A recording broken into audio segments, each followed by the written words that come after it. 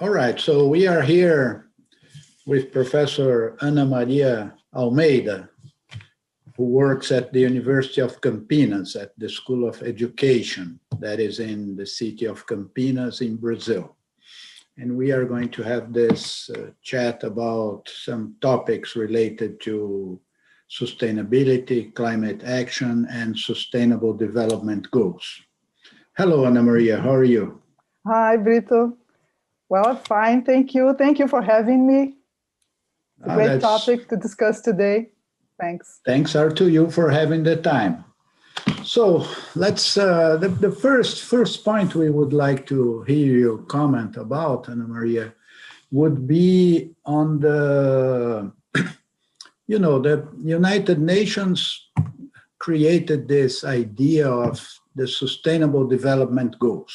That was back in 2015. And that created a worldwide interest in those 17 topics, and it's still growing, this interest. Now, my question to you at this point would be, how do you see the role of universities in accelerating the progress towards the achievement of the Sustainable Development Goals? Well, these SDGs, or the Sustainable Development Goals, are very dependent on the production of knowledge and also in the transformation of mentalities, right? So I think universities can give a remarkable contribution as they strive to overcome obstacles, to expand interdisciplinary research, for example, or obstacles to increase concerns with sustainability, or to value diverse research teams, and so on. So I think universities have a unique role in the preparation of new generations of professionals. And when I mentioned the transformation of mentalities, I had this more specific action in mind. So I think universities can make sure that these new generations have the knowledge, the abilities, and also the sensibilities to understand the SDGs, to adhere to them, to be willing to address them in their personal and professional lives. Of course, universities should also, I think, take a hard look on their governance structures, and they could lead by example by trying to infuse the SDG principles in decision-making process, in hiring, for example, or in providing resources and opportunities for career advancement, in student support, in financial investments, campus development, and so on. So I think this could be a few of the examples of where the universities could act and the importance of their participation or their engagement in these goals, in this project. And actually, it seems to me that it would be very difficult to achieve the SDGs without the universities, right? Because of this kind of role they have in our lives and in the lives of our countries. Very good, Ana Maria. Your answer sparked my interest in two points, which is, one is, of course, universities, as you say, have a relevant role in contributing to the achievement of the SDGs. However, universities do not do everything in a society. So my question, follow-up question here would be, how do you see the connection between universities and societies as relevant for the achievement of the Sustainable Development Goals? And the other point that sparked my interest is that you highlighted the fact that universities create knowledge through research, and universities educate the next generation of professionals, of scientists, and so on. Could you comment a little bit more on this second strand, the educational role of universities?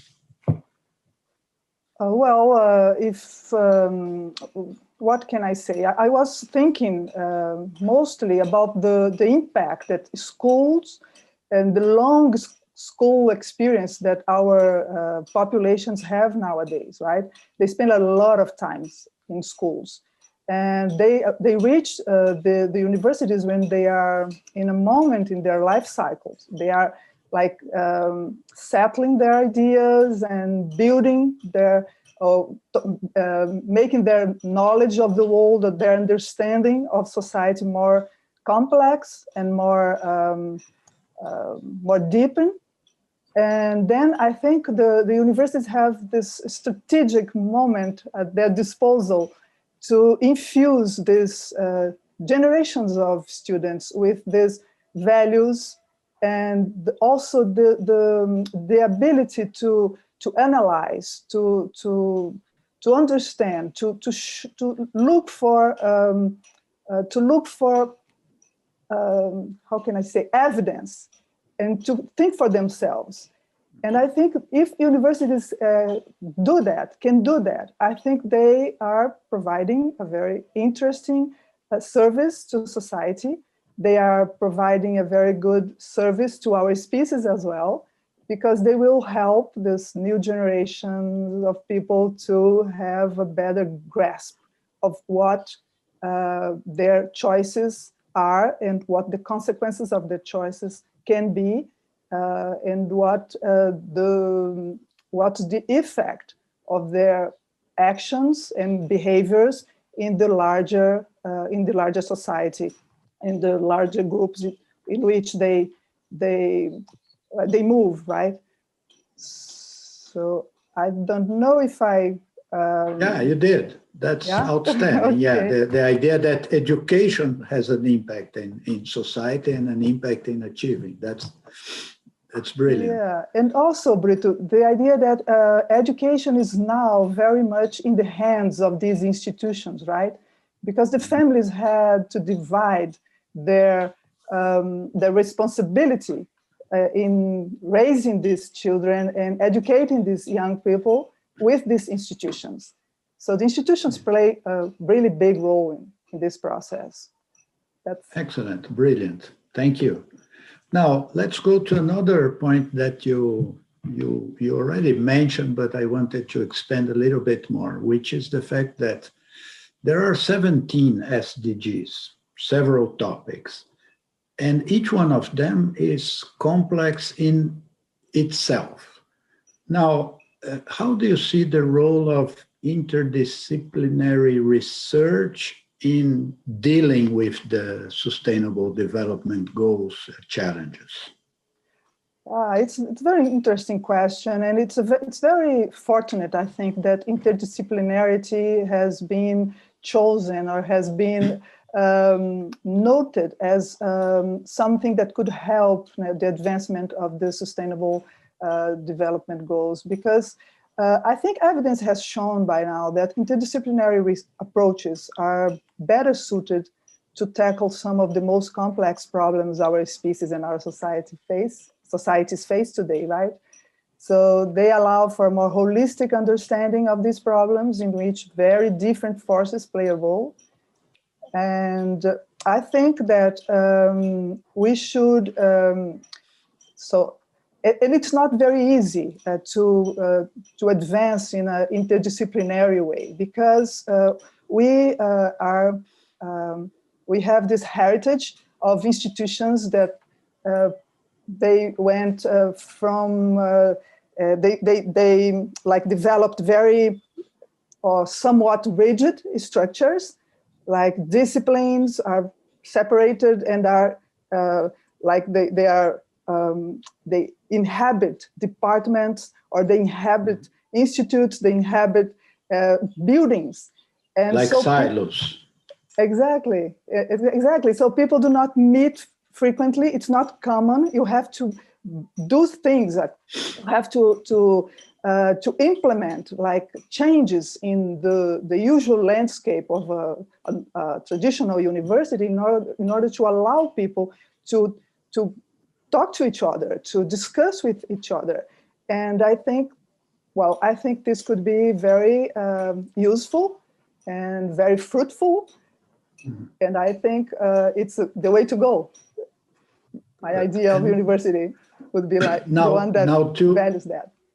To facilitate and foster this movement, one action that I have seen, and I would like to have your comment on that, is that research funders might be effective when they work, at least in some of their calls for proposals, using the idea of mission-oriented research. Because if you have a mission, if you have a problem to solve, then the disciplines are not the most relevant thing. The relevant thing is to achieve the objective.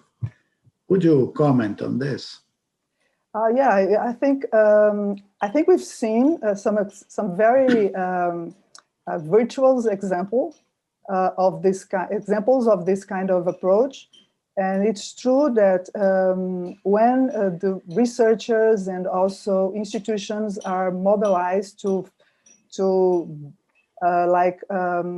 build capacity or to unite or to aggregate people around a common problem, we have usually very interesting developments, innovation in different areas. And it's also because, as you said, people are more excited about solving the problem.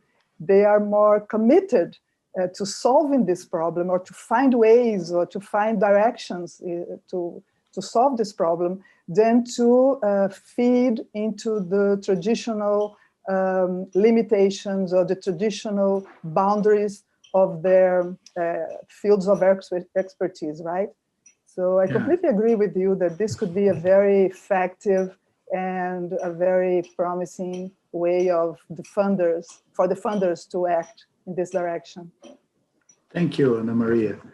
Now let's jump to another point, which is one in which many times researchers, scientists, and universities are criticized for this, which is what can academics do to bridge the gap between research, policy, and informing the public? How do you see this? Because this is a challenging thing. I don't mean to put all the responsibility of doing this in the shoulders of the researchers, but are there things they could do to improve this situation? I think it's a very interesting question, Brito, also because the universities and the research institutions have been accused of that, right? Usually it's a very, the tone is of accusation. And I think this accusation, it misses a little bit the recent development that we had in this area. I think we are quickly moving past the situation where we have this university isolated from the society. If we had this, I think we haven't had this for quite a while now, even if we can agree that some areas are a bit more isolated than others. So I believe that even that this movement, this criticism, it has resurfaced in the context of the movement anti-science that we had witnessed in the last few years. And I have a slightly different view of this situation, because I suspect that this anti-science movement actually might have its roots in at least in part, in the success of research in influencing and in criticizing policies, you know? Because I think people are not very happy when their everyday assumptions and their privileges are challenged by a discourse that is based on evidence. So it's quite convenient to react using force and intimidation when knowledge fails you, right? So what I would say that, from what I see, is that the academics have been doing an increasingly good job in communicating with policymakers and the wider public. And this is a trend, I think. And it was already gaining traction thanks to the expansion of social media. And now, of course, with the pandemic and the explosion of remote interactions, I think it has achieved an unprecedented level. So the research webinar series on COVID-19, for example, is sponsored by FAPESP, the São Paulo Research Foundation, and the GRC, is an example of that. So we did an episode there about the challenges of the pandemic that the pandemic brought to education. And we reached more than 1,000 views in just a few days, you know. Wow. So of course we may recognize, and I do, that we should advance, we should go deeper, we should do things.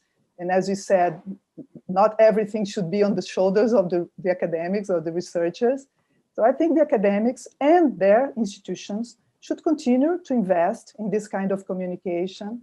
And if I may add something, I would say that it would be quite useful to invest more in trying to use the leadership of academics and their skills in debate, their skills in dialogue, to build more sustainable connections with the relevant stakeholders regarding the problems their research leads them to deal with.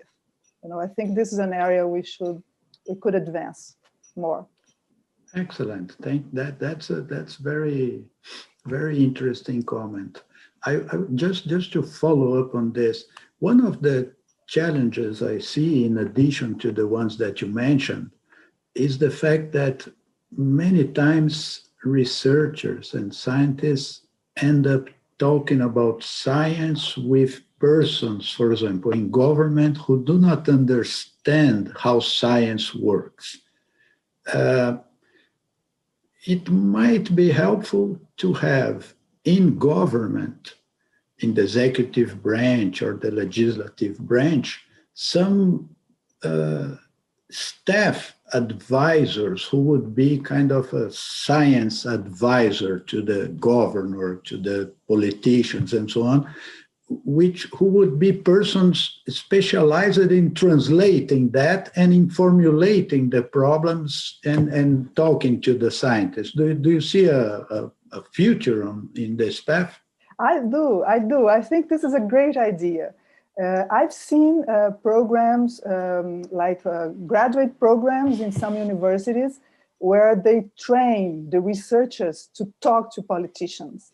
And they have this, they do this in a very structured, very substantive way, and also in a very practical way, like bringing politicians and putting the students in contact with the politicians in like real life events and in the middle, so that the students can experiment also the pressures of the politicians' life, right? Because their lives is very hectic and they receive pressure from everywhere. And the researchers must take this into account if they really want to contribute. So I do see a future in this idea. I think this is a very interesting way to go. And I think it's not very difficult.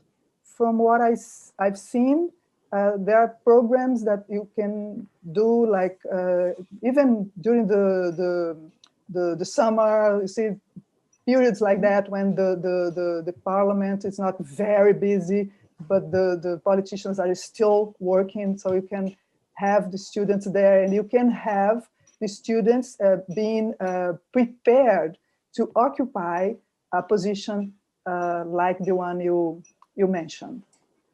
Very good. Great. Thank you.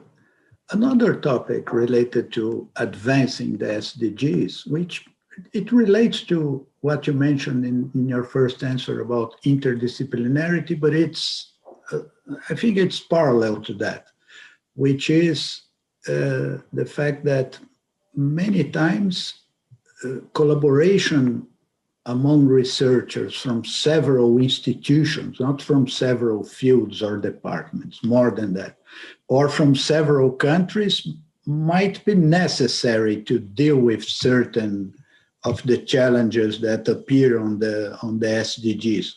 Could you comment a little bit on this feature of the international research collaboration as another path to help us?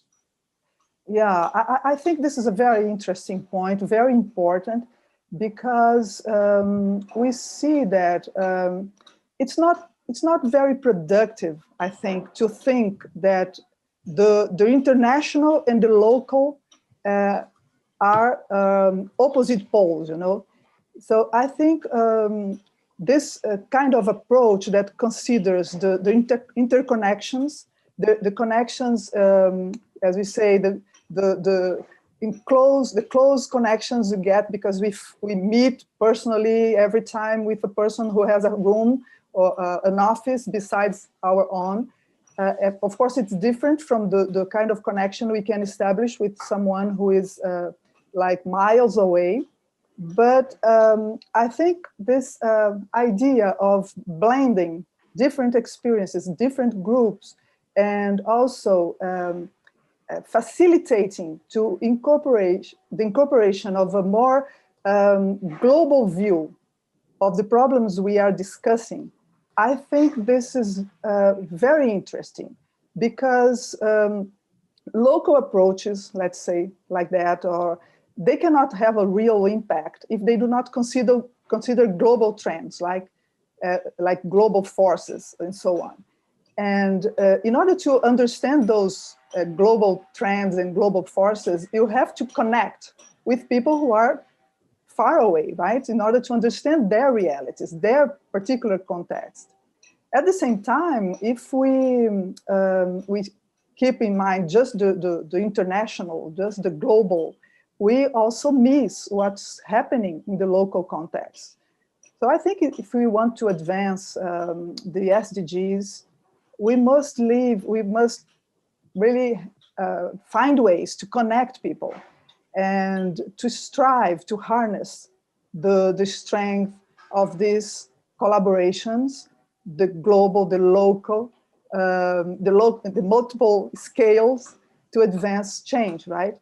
So I think this is what happened, for example, with many of the developments we had regarding the SDG number 5, the equality of gender, because it's very clear that in order to advance this agenda and the discussions and the conversation around gender equality in the academic field, we had to deal with things that were happening in the local situation, the local context, but also we had to deal with forces that were like transnational, right? The agency and the activism of inside global international agencies and so on. And I think the results are quite striking if we take the last 50 years as an example. And I think this is a good way of thinking of the kind of advantages we can gather from making these connections possible. Great, thank you very much. Now let's see, would you have any final comments or thoughts that you would like to share about this fascinating topic of the SDGs?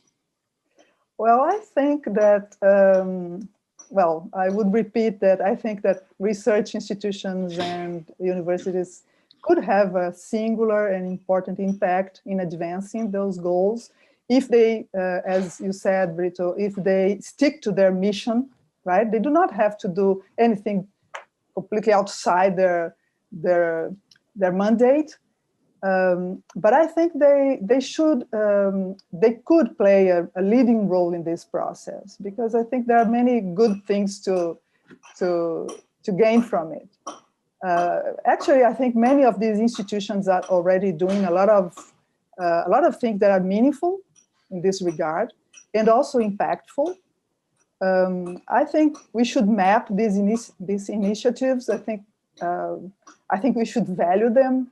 I think we should reward them, and I think the universities and the research institutions should also take advantage of using the SDGs as a platform to reflect, to think about what they are doing to evaluate its practices and routines, and also to identify opportunities and gaps.